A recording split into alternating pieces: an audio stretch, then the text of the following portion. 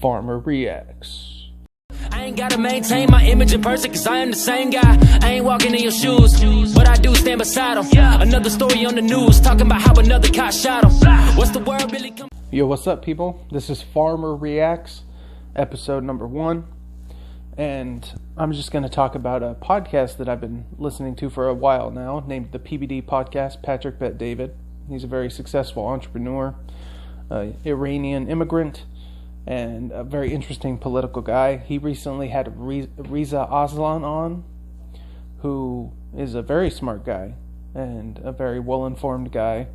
And they had some really interesting conversations. And in the midst of this podcast that they did, I would encourage you to go watch the PBD podcast, specifically this one with Reza Aslan. They got into a debate about not really a debate, but there was a comment made on the concept of the Judeo-Christian ethic or Judeo-Christian values, and linking Judaism and Christianity together in terms of some broader moral philosophy. What's interesting is how biased and how unaware and outright incorrect Reza Aslan was when commenting on this. I'll show you that right now. Why not create a country based on, like the Judeo-Christian? No, we're going to be Muslim. We're going to follow Prophet Muhammad. We're going to have a socialist nation. Why don't you start a nation based on that? I would also excise the phrase Judeo-Christian from your language right away. That's a bullshit phrase invented by white Protestants. It upsets you. In order to bring Jews into the fold. No Jew uses the term Judeo-Christian. All of the ancients, whether you're talking about Judeo-Christian values or Greek philosophers, all of them believed that happiness had to do with the sense of moral purpose. Things like freedom of speech and free markets are actually rooted in Judeo-Christian values about the fact that we are all made in God's image, that we are individuals with creative capacity, that the universe is an understandable place where we ought to be able to use reason. These are religious assumptions. Okay? These are not assumptions you can make if you are a scientific materialist. Those are when I debated Sam Harrison. I asked him, why do you think our values are so similar, even though you're a militant atheist and I'm an Orthodox Jew? The answer is because we grew up in a Judeo-Christian society with 3,000 years of common history, 10 miles from each other. I think that, basic values that we in Western civilization tend to share, things like you don't get to kill people, you don't get to kidnap people. I think that values that have developed later, anti-slavery values, for example, that are a later breaking development from Western civilization, but have roots in Judeo-Christian civilization. Those are values that are fundamental values of decency. The contradiction between those terms is hilarious. The whole point of Christianity is that there's no more need for Judaism because one Jew said so. So it's just Judeo-Christian is just this bizarre fake term to basically mean white. That's what it means. It means white. Stop using it. You just triggered my friend over here. Wait, what was the question? I'm sorry. And then he talks about how Christianity is basically a rebuke of Judaism, but from a morals standpoint, from the perspective of the conception of God, it doesn't really work. So here's a couple of experts speaking about that. When I talk with people who are real biblical scholars from the Christian side, that all the I won't say all. A lot of the areas where Christian scholars think that Christianity has departed dramatically from Judaism, I think are not really dramatic departures. They seem to be reflections of Judaism from a slightly different angle. Even so far as a lot of the stuff in the Sermon on the Mount about, love, when it says that you're supposed to love thy brother as thyself, and you're supposed to treat your brother as you would wish to be treated, and all of this. I mean, that's present in the Old Testament too. No, right? I think what Jesus did in the Sermon on the Mount was elevate the teaching of the rabbis. Elevate it. He went above them.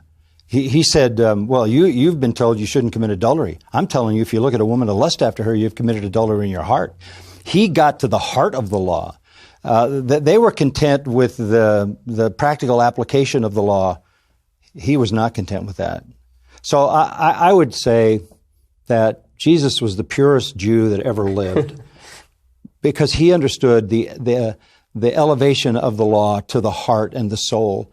It would be a monstrous responsibility for some committee to have invented Jesus.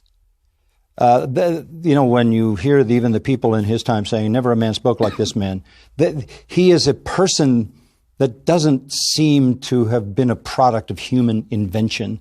And you could say, well, Jesus is a good teacher, but good teachers don't claim to be God. They don't say, I and God are one. They don't say, I created the universe. That's not a good teacher. That's somebody who's crazy, as a lunatic, or somebody who's trying to pull off a huge deception. So you cannot come to Jesus and just patronize him as a noble, good Jewish teacher, because he crossed a line. He crossed a severe line, and the Jews saw that. Either he's the Messiah or he is a blasphemer, and he needs to be put to death. And those are really the choices you have. So when you ask me to show the variation between Judaism and Christianity, morally, no, there's none. And in terms of God, we don't have the same God as Muslims. Allah is not the same God as Jehovah. We don't have the same gods as any other false religion, but we have the same God as Jews and Christians. He is the one true creator God, the one true living God. He has a aseity. That is, he is eternal by his own nature. He is uncreated, the uncreated one. We believe he is more than one person in one God. That's why Genesis says, let us make man in our own image. And relationship comes from a God who has relationship within himself. But the distinction between Christianity and Judaism is what we do with Jesus Christ. The writer of Hebrews says, if a sacrifice had been enough to atone for sin, they would have stopped making them. But they never stopped. Morning and evening, morning and evening, morning and evening, morning and evening. Basically a priest was a butcher. He had blood up to his waist. Right? I mean, That's true. He was a butcher. He had blood up to his waist. And the frustration of it, even on Yom Kippur, the Day of Atonement, all the bloodletting, and year after year after year after year, this goes on, this goes on, this goes on. You have this most amazing thing.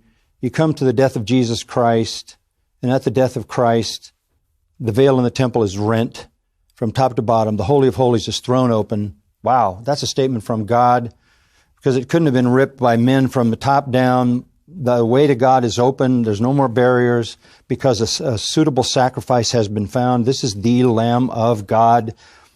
And amazingly, soon after that, the whole sacrificial system ends, because that's the final sacrifice. And God validates that sacrifice by raising him from the dead.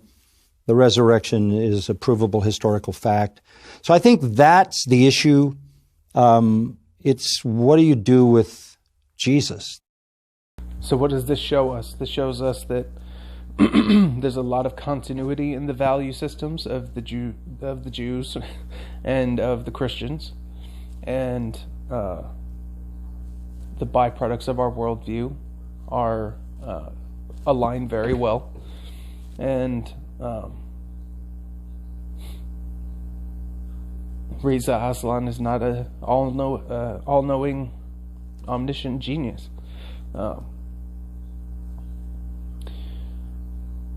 It takes such an arrogance to speak about these things the way he does, and to equate the Judeo-Christian statement, the Judeo-Christian phrase, as something that is representing whiteness. He shows his insane leftist ideology here, where somehow he negates all possible meaningful interpretations of that phrase and just brings it back to identity politics, race politics, and looking at things in terms of the whiteness boogeyman,